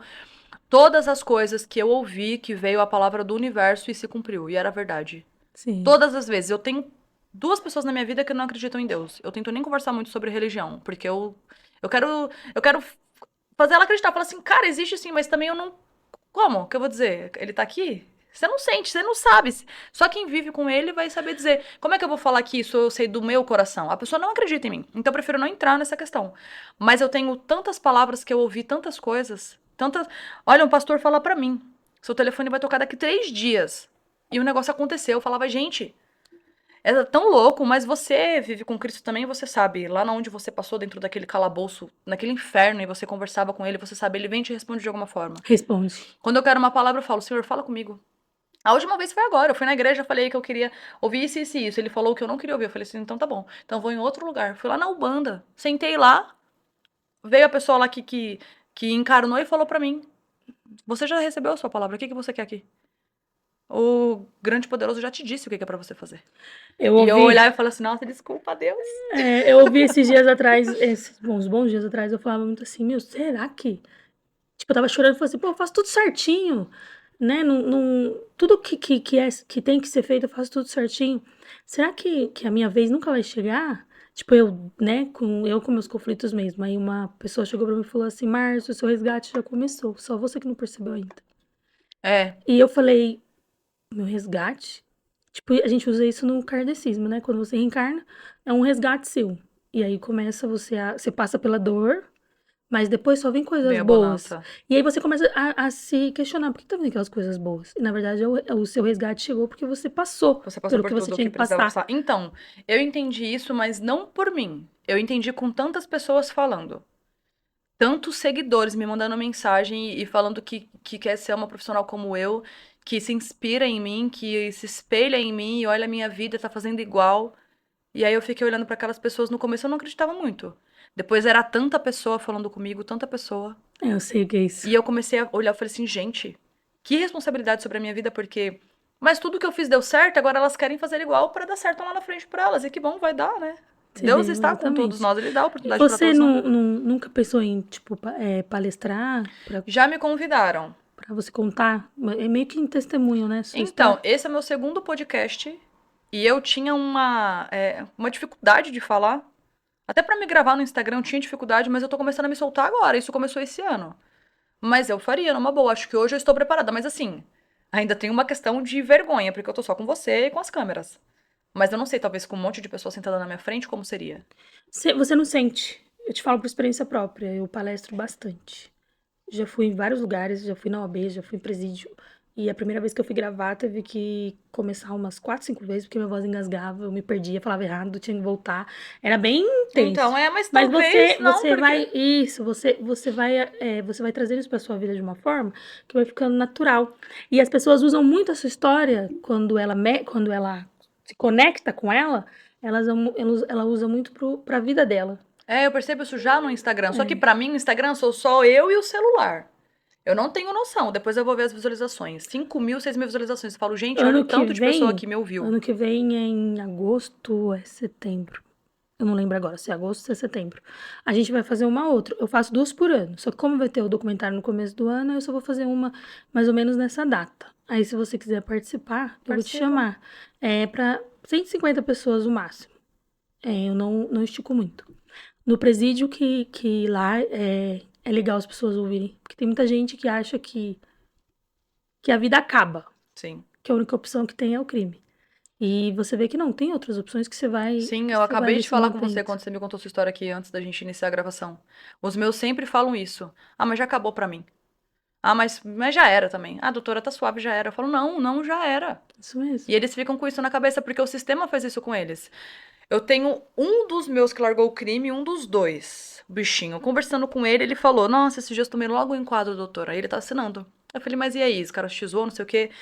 Ele tava saindo do mercado e os policiais já parou a viatura e falou assim: Vai, ladrão, encosta aqui. Quantas cadeias você tirou? Aí eu falei: Meu, é impressionante, cara. E a agressividade. E eu falei assim: Meu, tá tão escancarado assim na sua cara, né? É porque você é um negro. Cheio de tatuagem dentro da periferia. Então eles já sentem que já acabou mesmo, porque é o tempo inteiro o Estado batendo na cara, dizendo, é ladrão, é ladrão. As pessoas ficam bravas comigo, mas o reflexo do preso é preto, pobre e favelado. Exatamente. Quando eles veem uma pessoa branca contando que praticou o crime, fica todo mundo abismado. É Nossa, muito louco, eu vejo não isso todos os imaginava. dias. Aí quando eu falo assim, quando eu uso a frase, tipo, nossa, porque lá dentro eu era diferenciada, porque eu pintava o cabelo de loiro, fazia unha, tinha visita, sou branca, nossa, isso soa como, nossa, a Márcia é racista. Mas não é. Essa é a realidade. Se você colocar numa parede uma pessoa negra formada que mora nos Jardins. Nos Jardins. Ela vai ser reconhecida. Exatamente. Ela vai ser reconhecida. Vão dizer e perguntar: quem dessas daqui é ex-presidiária? Todo mundo arrumado. Todo mundo muito bem arrumado. Mas ela é negra. Ela vai ser apontada como Vai ser. ex-presidiária. Principalmente se ela tiver uma tatuagem da mais cara que ela pagou, daquelas que ela teve que tomar anestesia pra dormir, pra não sentir a dor aqui assim no braço, ou o braço aqui fechado. Pronto, ela já vão dizer que ela que é ex-presidiária. Enquanto a outra que não tem, que é de fato, que você vê que as tatuagens já são verdes, que nem eu andei com tatuagem verde durante muito tempo, essa não é. Entendeu? Tanto que isso aqui vai pra cobrir tatuagem lá de dentro. Uhum. Pra você ter ideia. Eu vi isso em um reconhecimento judicial. Eu tinha 2 brancos presos e o meu no meio. E o juiz, quando foi, perguntou pra vítima: Você pode me apontar, dizer o número da plaquinha? Quem foi que te roubou? Ele falou: O número 2. Porque era um negro. E ele riu antes. Ele riu pra dizer que era um negro. Absurdo, né? Você não me segue no Instagram, mas pergunta pros meus seguidores sobre quem que eu idolatro e falo todos os dias. O amor da minha vida, o Mano Brown, cara. E ele fala sobre isso nas músicas. Mano Brown. Mesmo longe do sistema carcerário, te chamarão pra sempre de ex-presidiário. Eu Não usei essa tem frase. fim. É isso aí, não usei Não essa existe frase. ressocialização, não existe nada. Aí as pessoas vêm pra mim: Doutora, como que eu apago? Eu não quero que a viatura veja. O cara já tá 10 anos vivendo a vida. Aí você vai lá, entra com mandado de segurança, entra com alguma outra coisa, algum pedido, pede. O promotor fala assim: eu não acho justo. O policial tem que saber quem ele está abordando. Eu falo: Cara, 10 anos depois. E eles não aceitam. O cara fica pra sempre com aquela merda no nome dele. A gente tem um projeto aqui que a gente faz a reabilitação criminal, pra quem não tem condições de pagar. Eu fiz pra um rapaz esses dias, eu achei muito da hora a decisão que o juiz falou assim: remeta-se os autos pra segredo de justiça e informe o IRGD pra manter o sigilo. Tipo, ninguém mais vai ter acesso àquilo ali. Eu achei aquilo incrível. Só que se você digitar o nome no Google, essas coisas ainda consta. Aí tem que entrar com uma briga contra essas páginas.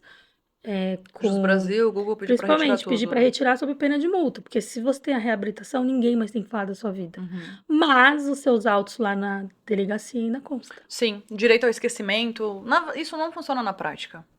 E o próprio cara, se você faz e você consegue, você tá achando que esse cliente vai tomar uma abordagem amanhã da rota e ele vai ter coragem de falar que ele não tem mais nada? Ele mesmo já vai se entregar, ele vai ficar com medo. Mesmo ele reabilitado, ele vai ter medo. A gente orienta Ele já na vai hora que falar. a polícia parar, falar assim: tem passagem? Eu tenho a reabilitação criminal.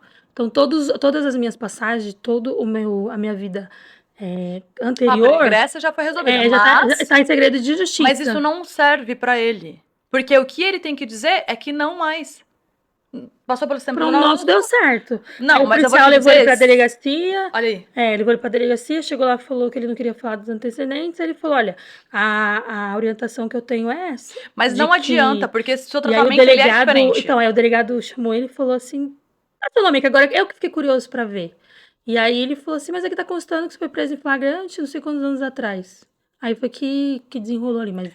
Mas deveria não falar mais, ficou no passado. Até o próprio cara, ele tem que ter esse direito de não falar mais sobre isso, porque às vezes ele já se reabilitou de fato e não vive mais no crime. Aquele que vive no crime, tudo bem, a gente sabe. Ele também já é um malandro, ele já é diferente ali, a conversa nossa, a forma que ele vai falar. Até na Mas abordagem aquele ele já cara sabe como se comportar. que ele só errou, cara, ali atrás.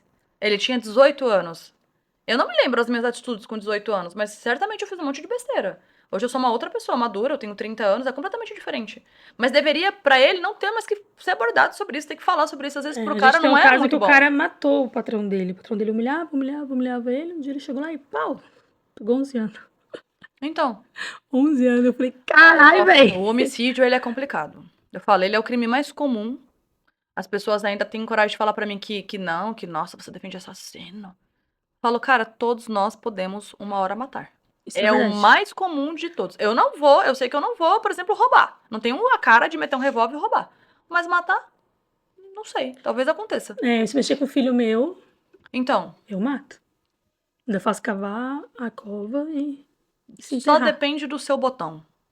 O que você acionou ali daquela vida? O que você magoou naquela pessoa? O que você fez?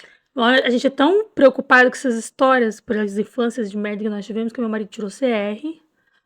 Ele tem pra comprar arma, né? Porque ele é atirador esportivo, agora ele vai tirar o porte. Saiu o CR dele, ele falou que agora ele não vai comprar nenhuma arma, enquanto ele não tirar o porte e a posse. Pra ele ter o direito, porque ele fala que ele vê. Outro dia, a reportagem, o cara pegando a criança, chutou a mãe, meteu-lhe umas bicudas na mãe, pegando a criança e fugindo com a criança à luz do dia. Sequestrando? Luz do dia. Aí uma pessoa passou, não fez nada. Um cara que tava dirigindo que viu e foi pra cima dele. Quando foi ver, o cara é um cara novo que produz filme pra. É isso. Filme pornográfico. Catando criança. Eu fiquei horrorizada com aquilo. E meu marido ele sempre fazia que eu sou muito possessiva, que tem que deixar a menina ser livre. Eu falei, ser livre o caralho. Enquanto ela é criança, bebê, que ela depende de mim, ela vai ficar grudada comigo. Quando alguém olha pra ela, eu pergunto. Porque o estuprador, ele procura crianças, o pedófilo, ele procura crianças que vivem num estado ali vulnerável, onde a família é negligente. Quando ele vê que o pai e a mãe é presente na vida daquela criança, que você só tá olhando pra criança, ele já tá em cima de você, ele já não se torna mais uma vítima pra Mas você. esse é o perfil do psicopata e do sociopata, não só para crianças, mas o próprio maníaco do parque, quando ele deu a entrevista, acho que foi pro Cabrini, não me lembro, ele falou, a pergunta do repórter foi, como você escolhia suas vítimas? Ele falava, uma mulher cabisbaixa, vulnerável, mal vestida, ela não tava lá parada no metrô, sei lá, bem vestida, de salto, maquiada, olhando pra frente, firme. Ela tava de cabeça baixa, muitas vezes de fone, com a cara triste, mal arrumada, com a cara cansada. Eu sabia que ela era vulnerável pra mim. E ele ia nessas mulheres. Pois é, Esse é o perfil do sociopata. Então, eu tenho essa imagem, então, às vezes a gente tá andando com ela no mercado, ela é autista. Alguém olha pra ela, ou vai brincar com ela, eu falo, pois não? Tipo, sabe? Às vezes eu sei que eu exagero, mas é uma forma de eu ter certeza que ela tá bem. Vai cuidar dela, tem câmera na casa toda, eu abro a câmera toda hora, eu olho, eu vejo, eu converso com ela. É um excesso de cuidado que, infelizmente, hoje em dia é necessário. Você vê, estuda o número dos estupros são cometidos 90% por pai. Esse foi meu tema do TCC, inclusive. Ou tios, avós, é sempre dentro de casa. O meu foi a É um inferno. ressocialização pós-cárcere. E eu levei o meu podcast como fonte de Ai, que legal. pesquisa. O meu foi tirei causa 10. de aumento de pena, que a gente só tem uma causa de aumento de pena por estupro cometido por pai. Pra mim tinha que ser um artigo específico, ou uma discussão específica. Deveria ser mais grave. O Estado deveria olhar pra isso como uma coisa muito mais grave. Não só uma causa de aumento de pena. Isso é muito pouco pra mim. E aí eu criei uma lei no meu TCC, né? Criei uma lei que eu falei que pelas minhas vivências, pela minha experiência dentro do cárcere, eu acreditava que aquele seria o caminho mais fácil para não haver, né, uma segunda opção de... Uma reincidência. Exatamente, uma reincidência específica e tudo mais. Aí eu tirei 10. Falei que um dia ou talvez eu publique esse TCC, quem sabe, Interessante. né? Porque Ninguém melhor do que você que passou lá dentro pra saber. tinha gente que não sabia, ficou sabendo na hora, Então, sabe? mas beleza, as pessoas que não sabem se abrem pra ter o conhecimento, eu adoro esse tipo de pessoa, mas o ignorante, aí que eu tenho raiva, de só olhar e pensar que tá bom, a sociedade tá fazendo um grande favor pra mim, o Estado, a polícia, tá tirando toda pessoa que não é boa pra mim, que é a escora, e tá recolhendo naquele lugar. Ai, muito obrigado, Estado. Falar, Eu vocês uso são muito uns aquela trouxas. frase de que eu sou a frustração de muita gente, mas eu sou o meu Sim. maior. Eu sou o meu maior orgulho. E que o meu maior case de sucesso, eu terminei minha palestra falando isso, meu maior case de sucesso é a minha família, porque eu sempre quis ter uma família. Eu É. tenho um marido, tenho filhos, às vezes eu quero matar meu marido, mas normal. Tenho 2 filhos e eu tenho a minha família. Eu consegui ter a família que era a única coisa que eu queria desde quando eu me entendi por gente no Então, mundo. quando eu me entendi rejeitada, eu tentei isso. Mas eu comecei a aceitar qualquer tipo de pessoa pra formar logo. Eu entendi que eu não poderia que é o fazer isso erro. comigo, aí foi meu erro. Depois eu entendi que, na verdade, não preciso disso. Eu gosto de ser uma pessoa livre. E eu comecei a ser recebida pelas famílias dos meus presos. E aí eu entendi isso esses dias, foi agora, muito recente. Eu entendi que Deus me deu, eu queria uma família e Ele me deu. Várias. Tantas casas, se eu ligar aqui agora pra uma da família dos meus presos, aí tô indo almoçar, eles já param tudo, preparam tudo e eles me acolhem com tanto amor. E todos eles falam pra mim a mesma coisa quando eu tô dentro da casa. Ai, me desculpa, minha casa é tão simples. Ai, doutora, você é que não sei o que. Eu falo, meu, para com isso. Se eu tivesse o amor que vocês têm em qualquer lugar, eu abdicaria de tudo que eu conquistei hoje pra viver o que vocês vivem. Os meus clientes me mandam Pix pra me comprar Coca-Cola. É. Ou mandam entregar aqui, fardinho de Coca-Cola. Os meus Porque também. sabe que eu sou A apaixonada família por tem Coca. muito amor e eles me acolhem muito, eu adoro isso. Quer me comprar, me dá uma Coca-Cola. Eu tenho um cliente que a mulher dele fala assim, ô Mar, você não quer responder aquela petição lá agora, não? Vou te mandar um fardo de Coca aí pra... Porque o processo de família, se você não correr, a outra parte passa na sua frente. Uhum. Então você tem que correr. Saiu alguma coisa lá, você tem que correr. Mas você tem demanda de 10, 15 processos, como que não Sim. é, né?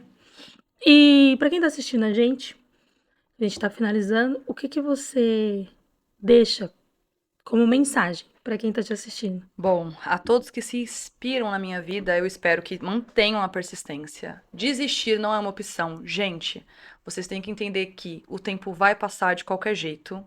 Ficam numa questão de que você não se encaixa, que não vai dar certo pra mim.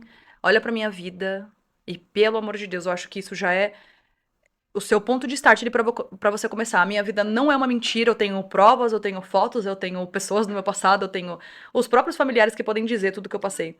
Mas tem que ser persistente, não adianta. Você vai conseguir chegar onde você quiser, mas você não pode desistir. Tudo vai vir na sua vida pra fazer você desistir.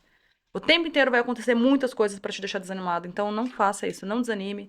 Vai pra cima, estude, faça o que você quiser ser, você vai ser. Pra quem tá nos assistindo, essa é a história da doutora Fabiana, conhecida como Fabi. Espero que vocês tenham gostado. Eu vou deixar na descrição o link do perfil dela, que vocês pedem bastante, do Instagram, pra vocês seguirem e acompanharem ela. Fiz o convite, hein, gente, pra ano que vem ela participar da palestra, porque a história dela eu acho que tem muito a ensinar. Tem gente que nunca passou pelo cárcere e fala pra mim que a minha história inspirou ela até a voltar a estudar, a ser alguém melhor, e isso vocês sabem, porque eu sempre publico os comentários ou as mensagens que me mandam. Então eu acho que vai ser interessante pra quem tá assistindo. Até a próxima, galera!